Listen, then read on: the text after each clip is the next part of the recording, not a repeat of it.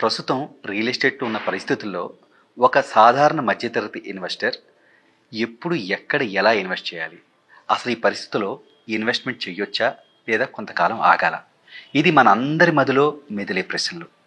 ఈ ప్రశ్నలకి సమాధానం కనుక్కునే ప్రయత్నంలో రియల్ ఎస్టేట్లో సుదీర్ఘ అనుభవం ఉండి ఒక డెవలపర్గా ఒక బిల్డర్గా తనకంటూ ప్రత్యేకమైన పందా కలిగిన యాస్పీ రియాలిటీ అధినేత శ్రీ ప్రేమ్ చౌదరి గారిని అడిగి ఈ ప్రశ్నలకి సమాధానం కనుక్కునే ప్రయత్నం చేద్దాం. నమస్కారం ప్రేమ్ చౌదరి గారు. నమస్కారం సార్ గారు. సో మీకున్న ఈ అనుభవంలో చాలా మార్కెట్ ఒడిదుడుకులు మీరు చూస్తున్నారు. ఇప్పుడున్న పరిస్థితి ప్రకారం ఇది ఇన్వెస్టర్కి ఎగ్జిట్ అయ్యే టైమా, ఎంటర్ అయ్యే టైమా, లేదంటే వెయిట్ చేసే టైమా? సో ఇప్పుడు రియల్ ఎస్టేట్ పరంగా హైదరాబాద్ గురించి మాత్రం నేను ఎంత చెప్పినా తక్కువే అవుతుందండి. మీరు అడిగిన ప్రశ్నలో ఒకటి ఏంటంటే ఇన్వెస్టర్ అంటే ఇన్వెస్టర్ అనే పదానికి అసలు మీరు ఏ ప్రాతిపదికన చూస్తారనేది ఇక్కడ చాలా ఇంపార్టెంట్. ఇప్పుడు హయ్యర్ ఫ్యామిలీస్ ఉంటాయి, వాళ్ళు ఒక రకమైన ఇన్వెస్ట్మెంట్ చేస్తారు. మిడిల్ క్లాస్ ఫ్యామిలీస్ ఒకలాగా ఉంటాయి, బిలో మిడిల్ క్లాస్. మనకున్న చాయిసెస్ ఏంటి? ఒకవేళ భూమిని ఎంచుకోవాల్సి వస్తే ఎందుకు ఎంచుకోవాలి? సో ఇప్పుడు మనకున్న బ్యాంక్ డిపాజిట్స్ అనుకోండి, లేకపోతే బాండ్స్ అనుకోండి, లేకపోతే గోల్డ్ అనుకోండి, ఇట్లా డిఫరెంట్ సోర్స్ ఆఫ్ ఇన్వెస్ట్మెంట్స్ ఉన్నాయి. బట్ భూమి దగ్గరకు వచ్చేపాటికి మాత్రం స్పెసిఫిక్గా ఖచ్చితంగా దాన్ని కొన్ని సిస్టమ్ ప్రకారం వెళ్తేనే అది పద్ధతి. బట్ అది ఇన్వెస్ట్మెంట్ చేయాలి అనుకునేటప్పుడు మీ దాకా వచ్చింది, పెట్టుబడి పెట్టాలి అనే ఒక ఆలోచన ఒక కుటుంబానికి వచ్చిందంటే ఖచ్చితంగా అది చాలా మంచి విషయం. కానీ అది ఎక్కడ పెట్టాలి ఏంటి అనే దానికి హైదరాబాద్ ఈరోజు ఎక్కడైనా పెట్టచ్చు. దాంట్లో కూడా కొన్ని సందర్భాల్లో మనం పెట్టి ఫెయిల్ అవుతాయి, కాదని అనను నేను. కానీ ఒక భూమి కొందాము అనే ఆలోచన ఏ కుటుంబానికి వచ్చినా ఇమీడియట్గా ఆ ఇన్వెస్ట్మెంట్ వైపుకు నడవండి. భూమి కొనాలనుకున్నప్పుడు మీకున్న పరిజ్ఞానంలో సీనియర్ వ్యక్తులను అడగండి. ఇది నా సలహా. ఇవాళ 10 సంవత్సరాల క్రితం నా దగ్గరకు వచ్చి కొనలేని వాళ్ళు ఈ రోజు వచ్చి చూస్తే అది 10 times అయింది ఆ ప్రాపర్టీ. సో ఇన్వెస్ట్మెంట్ అనేది భూమి ఎప్పుడు అక్కడే ఉంటుంది. ఆలోచన వచ్చినప్పుడు దాన్ని ఎవరైతే సరైన సమయంలో దాన్ని ఎగ్జిక్యూట్ చేస్తారో దాన్ని మాత్రమే ఇన్వెస్ట్మెంట్ అంటాను నేను. డబ్బులు మీ ఇంట్లో ఉన్నాయి, భూమి నా దగ్గర ఉంది, ఇన్వెస్ట్మెంట్ అని 10 సార్లు అంటారు. మీరు ఎక్కడ చేయలేదే మీరు? సో చేసే వాళ్ళ కోసం నా సలహా ఏంటంటే ఆలోచన వచ్చిన ఎమ్మటే భూమి దగ్గరికి వెళ్ళండి. దానికి సంబంధించిన డీటెయిల్స్ అన్నీ కూడా ఈరోజు అన్ని చోట్ల దొరుకుతున్నాయి. మంచి company, HMD approved, DTCP approved, ఇలాంటి వాటి చోట. సో హైదరాబాద్కి మాత్రం ఖచ్చితంగా చెప్పగలను, ఇంకో 10-20 సంవత్సరాల పాటు డోకా లేదండి. ఇవాళ బాంబే ఉందండి, 200 గజాలు మనకు హైదరాబాద్లో భూమి వస్తే బాంబేలో బాత్రూమ్ వస్తుంది. అంత డిఫరెన్స్ ఉంది. కానీ హైదరాబాద్ రాబోయే రోజుల్లో ప్రపంచం మెచ్చిన నగరం ఇది. కాబట్టి హైదరాబాద్లో ఎవరైనా భూమి కొనుక్కుందామని అంటే భగవంతుడు వాళ్ళకు ఒక అదృష్టాన్ని ఇచ్చినట్టే. సో హ్యాపీగా అంటే సార్, ఇప్పుడు మార్కెట్ ఒడిదుడుకులు అనేది మనం చూస్తున్నాం. ఒక 2-3 దశాబ్దాలుగా చూస్తే మనం ఆర్థిక మాంద్యాన్ని చూసాము, స్టేట్ బైఫర్కేషన్ చూసాము, అలాగే కరోనాను చూసాము. ఇలాంటి 3 పరిస్థితుల తర్వాత కూడా హైదరాబాద్ మార్కెట్ ఒడిదుడుకులోనైంది, కష్టాలు చూసింది. ఆ తర్వాత చాలా ఆ కష్టాలకి 10 రెట్లు పుంజుకుంది మార్కెట్. సో ఇప్పుడున్న పరిస్థితి కూడా అలాంటిదేనంటారా? మీరు కరోనా ఇంకా తగ్గిపోద్ది అన్నారు, ఇంకా అయిపోయింది అన్నారు. కరోనా అయిపోయిన తర్వాత 30% రైజ్ అయింది. తెలంగాణ గవర్నమెంట్ ఫామ్ అవ్వక ముందు, ఇప్పుడు క్రీస్తు చెప్తారు కదా, తెలంగాణకు పూర్వం, తెలంగాణ తర్వాత అని మాట్లాడండి ఇంకా హైదరాబాద్ గురించి. సో ఇక హైదరాబాద్ రియల్ ఎస్టేట్ కింద పడటం అనేది కళ. దానికి ఒకటి గ్రాఫ్ స్లోగా ఎదుగుతుందేమో, బట్ ఆల్రెడీ లాస్ట్ 10 yearsలో 100 kilometers స్పీడ్తో వెళ్ళింది. ఇప్పుడు మేబీ 50 kilometers 40 kilometers స్పీడ్తో ట్రావెల్ అవుతుంది.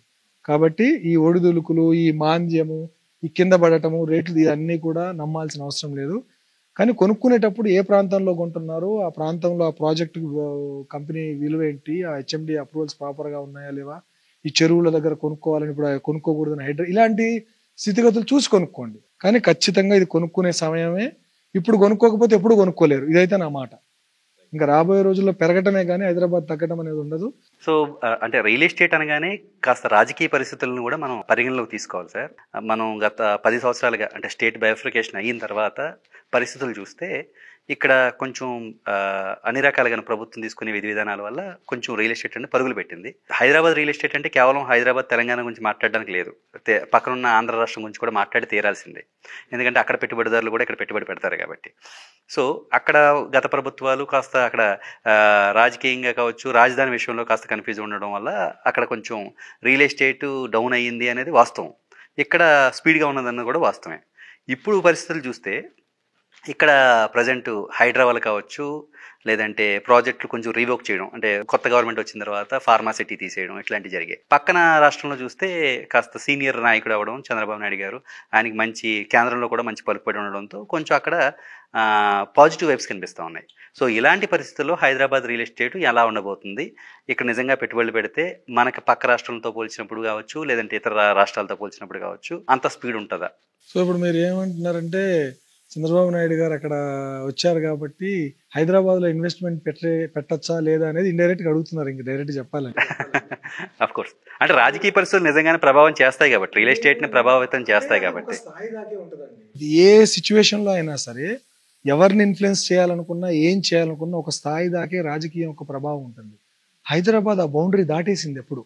ఇప్పుడు అక్కడ చంద్రబాబు నాయుడు గారు వచ్చినా రాకపోయినా ఇక్కడ ఇంకెవరైనా రానివ్వండి, హైదరాబాద్ రియల్ ఎస్టేట్ వాళ్ళ ప్రభావం వల్ల ఏమీ జరగదు.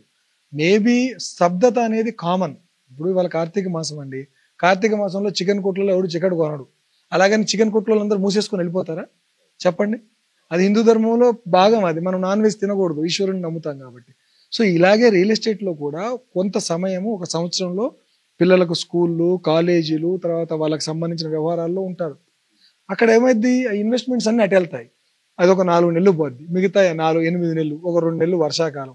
అంటే ఇలా డిఫరెంట్ యాక్టివిటీస్. రెండోది, హైదరాబాద్కి సంబంధించినంత మట్టికి పెట్టుబడి పెట్టి నేను నష్టపోయాను ఒకరిని చూపించండి. అదే విషయం కనుక మీరంటే బాధపడతారు. మరి ఆంధ్రాలో పెట్టి గత 5 సంవత్సరాల వాళ్ళ పరిస్థితి ఏంటి? అవునండి, అదే అదే నేను చెప్పేది. రాజకీయ పరిస్థితి అనేది, రాజకీయ ప్రభావం అనేది రియల్ ఎస్టేట్ మీద ఉంటుందని తప్ప, నాకు పార్టీల ప్రభావం లేదంటే నాయకుల ప్రభావం ఉంటుందని కాదు నా ఉద్దేశం. రాజకీయ ప్రభావం ఎంత మట్టుకు ఉంటుందంటే పెరగటానికి ఉంటుంది. ఇది కూడా గుర్తుపెట్టుకోండి, వన్ వేనే ఇది. ఇప్పుడు రేవంత్ గారు అక్కడ ఫ్యూచర్ సిటీ అనౌన్స్ చేశారు శ్రీశైలం హైవేలో. అది రాకముందు ప్రభావం వేరు, వచ్చిన తర్వాత ప్రభావం వేరు. అలాగా ఇప్పుడు ఫ్యూచర్ సిటీ అనౌన్స్ చేయక ముందు ఫార్మా సిటీని తీసేస్తున్నాను అన్నారు. అది కారణాలు వేరని ఇప్పుడు అది తీయట్లేదు. వాస్తవంగా అయితే ఫార్మాసిటీ అక్కడే ఉంది. మన కోర్టు కూడా డైరెక్షన్స్ ఇచ్చింది, కోర్టుకు సబ్మిట్ చేశారు, మేము ఫార్మాసిటీని ఇక్కడే ఉంది, లేకపోతే భూములు తిరిగి ఇవ్వాలి వాళ్ళకి. సో ఇప్పుడు Pharma City is there, it is going to happen. దానితో పాటు మిగతా ఫ్యూచర్ సిటీ అని కొత్త ఎంటిటీని తీసుకొచ్చారు. దాంట్లో వివిధ రకాల సంస్థలు రాబోతున్నాయి. ఇప్పుడు క్రికెట్ గ్రౌండ్ అంటున్నారు, లేకపోతే ఎలక్ట్రికల్ కార్స్. ఇప్పుడు మహేంద్ర గ్రూప్ స్కిల్ యూనివర్సిటీ దానికి ఆనంద్ మహేంద్ర గారిని చైర్మన్ చేశారు. అంటే అక్కడ ఏదో జరుగుతుందని ఇప్పుడు మీరు నమ్మాల్సిన అవసరం ఉంది. ఇవాళ మనకు మెట్రోపాలిటన్ సిటీస్ లో one of the best city. మీరు ముంబై కానీ, కోల్కతా కానీ, బెంగళూరు కానీ ఇలాంటి సిటీస్తో పోల్చినప్పుడు ఎన్విరాన్మెంటల్ గా కానివ్వండి, వాతావరణంగా కానివ్వండి, డెమోగ్రఫిక్ పరంగా కానివ్వండి, ల్యాండ్ అవైలబిలిటీ పరంగా కానివ్వండి, ఇంటర్నేషనల్ పీపుల్ లైఫ్ స్టైల్ పరంగా కానివ్వండి, ప్రపంచంలో ఎక్కడున్నవాడైనా వచ్చి హైదరాబాద్లో బతకచ్చు. అన్ని రకాల లైఫ్ స్టైల్స్ అందుబాటులో ఉన్నాయి. ఇవాళ ఇది సాధ్యం ఆ పక్కనున్న రాష్ట్రంలో ఇమీడియట్ గా కావాలంటే. స్కిల్డ్ మ్యాన్ పవర్ ఇవాళ ఉన్నారా అక్కడ? ఇవాళ మన దగ్గర ఎవరు కావాలన్నా దొరుకుతారు హైదరాబాద్లో.